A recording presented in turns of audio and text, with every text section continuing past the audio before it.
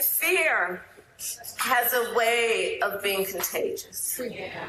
Okay? When one person has fear, it has a way of spreading.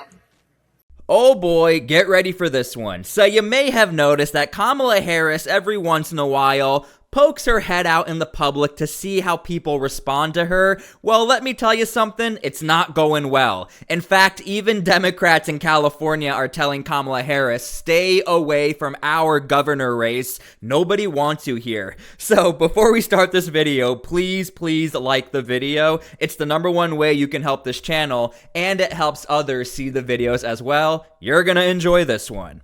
Of telling that. Don't you think your party needs to acknowledge that President Biden was not up for the job of running for re-election and that this was a major mistake by the He made Democrat- that decision.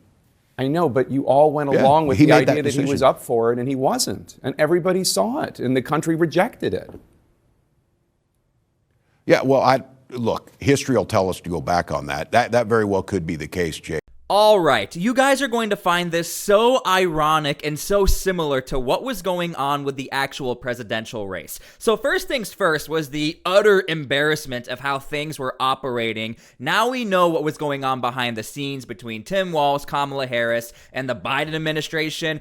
Now, this is a quote from the former mayor of Los Angeles who wants to run as the governor of California. The challenges facing California are too great for us to wait for a candidate who wants to come in late in the game. Late in the game sounds similar to when Kamala Harris showed up late in the game against Donald Trump. Same book reveals that Kamala desperately begged Biden for his endorsement.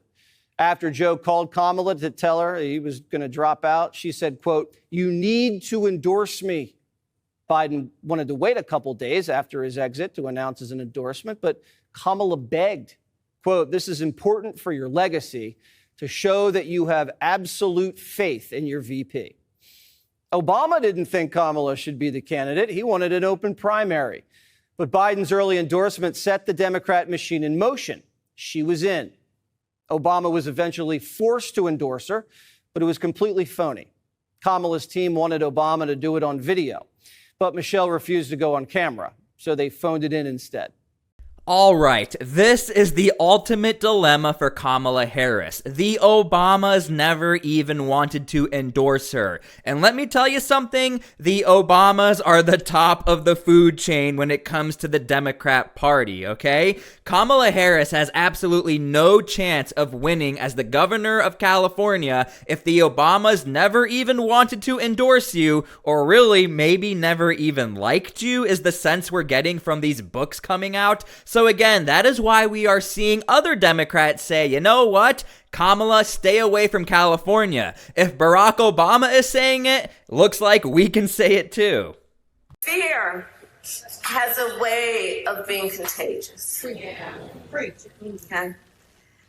When one person has fear, it has a way of spreading to those around them and spreading. And we are witnessing that, no doubt. But I say this also, my dear friends, courage is also contagious.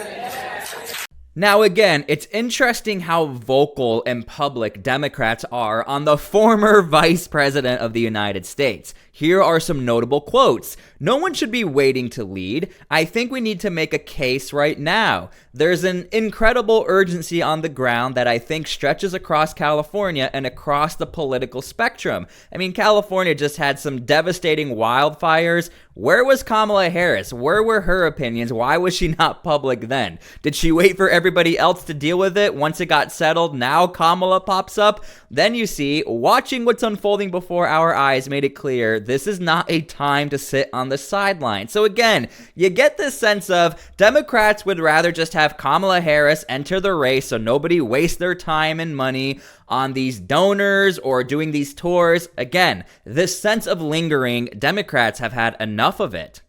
Because, you know, there were many things that we knew would happen. Many things. I'm not here, so I told you so. So we heard your former running mate Kamala Harris say she's not here to say I told you so, although obviously that's what she was saying about all the Trump chaos. were saying, I have to say though, what does "I told you so" really mean here? I mean, people heard her message. They did not vote for her. She lost every battleground state. You yourself have criticized the Harris-Walz campaign for being too cautious. She may have told the American people, she may have warned the American people, but she didn't do it compellingly enough to win. I will say this, though. They about to be mad at me. I don't like this. Like what? I don't like the "I told you so" stuff, man. I don't like it. It's true. It's true. It's definitely true. All of it was predicted. We need to listen to black women. We need to prioritize black women in leadership, all of that. But when people are struggling and when people are confused, I do not think it strikes the right chord to be like, "I told you so." And I agree with that. I just don't think that it does. And I think that coming from the left right now, the leadership needs to be stronger about what their messaging is.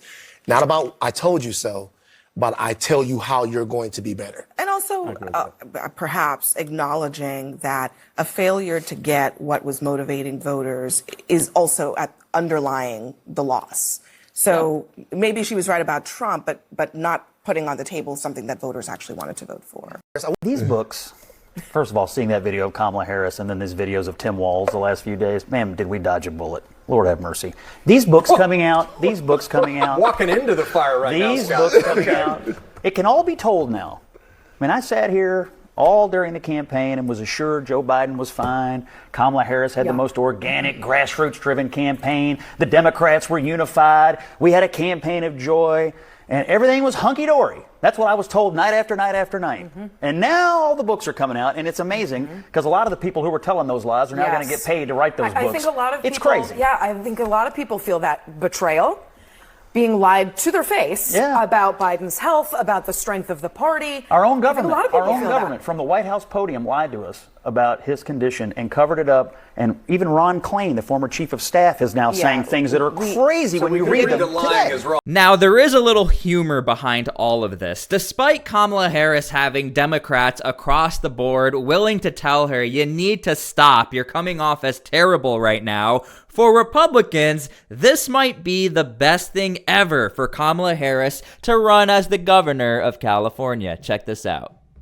I think any Republican running for governor of California is praying for Kamala Harris to get in the race. Kamala, please do it. Do it. California needs you. Because if you run for governor, California will vote Republican and the state will finally get the political change that we so desperately need. I mean, there are two big problems as far as I can tell, Stuart, for Kamala Harris right now. Number one is that she's clearly, from this article in the New York Times, delusional. Apparently she still believes, and she said the other day, that the reason she lost was that she needed more time. If only she'd had more time than 107 days, then she would have won the election. Are you kidding me? The problem was that people had time to see how vacuous and useless she was. She had about 5 minutes where it was going well. Every single day after that was a disaster for her. The second problem is that she's basically unemployable. Apparently she's been trying to pitch a book. No one's interested in that. A policy institute. She thinks she's going to run a policy institute. She has no policies. She has no beliefs or convictions about anything. She's just a machine politician who goes with the flow, wherever that takes her. And then thirdly, she says she's not looking at a run for president, instead focusing on governor. That's not because she doesn't want to be president. It's because the donors have told her, forget about it. No chance that there's any support for her to run for president again, given how calamitous it was for her the last time.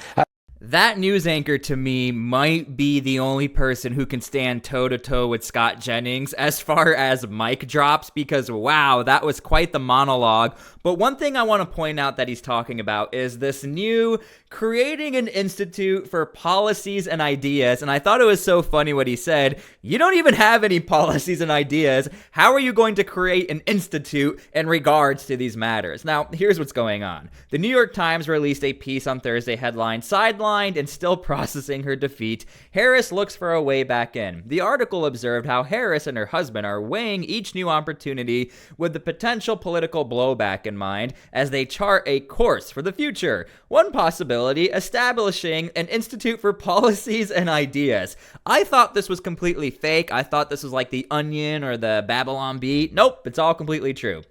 Brian Nelson, an advisor to Ms. Harris since she was California's Attorney General, has broached the idea with several universities, including Howard and Stanford. But some allies have noted that raising money for such a center could, depending on the donors, create liabilities in future races. AKA, those donors are going to tell you exactly what to do, what policies to create, and this is what happens when you get too close to these mega donors. So anyway, let me know how you guys feel about this one. Again, there is not a lot going too good for Kamala Harris, is the nicest way I could say this.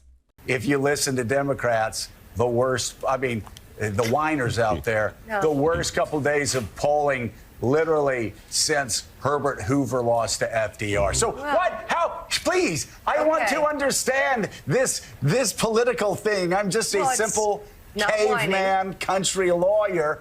Tell me, what have the latest national polls said over the last 2 days? All right, let's bring all the evidence together. First things first, and this is important, you have the Democrat outcry. You have Democrats from California telling Kamala Harris, you gotta stop what you're doing. You're making us all look terrible. Not only the Democrats in California, but Democrats on the mainstream media, from CNN to MSNBC, across the board, and other publications. You then have these secret documents, if you will, of the Obamas and the Bidens, and even the Clintons were never fully that in on Kamala Harris. In fact, it was Hillary Clinton who suggested, you know what, we got to do some sort of primary here to make sure you are actually liked. Go look into that. It's quite an interesting story. And number 3 is the overall perception of Kamala Harris. This poll right here, or stat, this is 21 days until the election. 58% to 41%, Kamala Harris was looking bad. So overall, people just don't like Kamala Harris. It just is what it is. And I don't know if the Harrises could accept that, but that is the stats. Those are the facts, and that is what's currently happening. So let me know how you guys feel about all of this. I figured I would highlight what's happening because not a lot of people are talking about the Kamala Harris return, but it's not looking good right now for Kamala Harris. It will look great if she does run, split the Democrat Party, and a Republican might win as the governor of California. That would be insane. So we'll see what happens. Anyway, thanks for watching. God bless, and we'll see you all later.